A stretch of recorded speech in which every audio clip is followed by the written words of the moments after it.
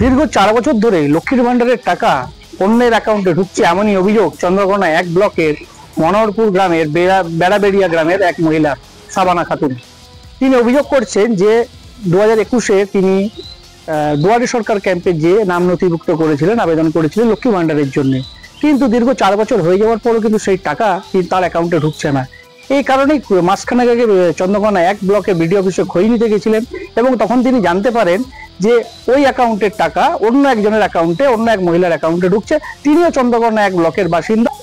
যদিও যখন তিনি জানতে পারেন যে সাবানা খাতুন যে মহিলা, চন্দ্রকোনা 1 ব্লকের মনোহরপুর গ্রামের বেড়াবেড়িয়া গ্রামের মহিলা, তিনি যে 2021-এর দুয়ারে সরকার ক্যাম্পে যে আবেদন করেছিলেন লক্ষ্মীর ভান্ডারের জন্য, সেই লক্ষ্মীর ভান্ডার ওই ব্লকেরই মানিককুণ্ড গ্রামের এক মহিলার, তারও নাম সাবানা খাতুন, সেই অ্যাকাউন্টেই কিন্তু টাকা ঢুকছে, এমনটাই তিনি বিডিও অফিসে গিয়ে জানতে পারেন।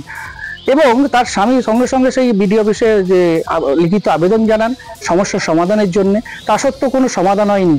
সাবানা খাতুনের স্বামী শেখ আক্তার আলী জানিয়েছেন যে এইটা পুরোপুরি প্রশাসনের গাফিলতি এবং অফিসের কর্মীদের এই গাফিলতির ফলে কিন্তু তিনি এই সমস্যায় ভুগছেন।